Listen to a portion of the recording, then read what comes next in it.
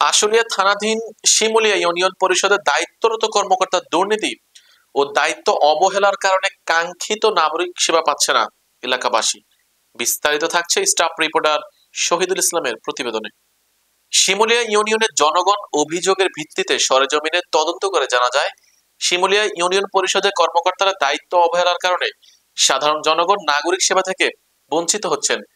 এই সময় সেবা নেওয়া আসা একজন ভুক্তভোগী জানান, আমি গত 3 মাস যাবত একটা জন্ম নিবন্ধন করার জন্য আসছি, কিন্তু আমাকে আজকাল বলে ঘোরাচ্ছেন।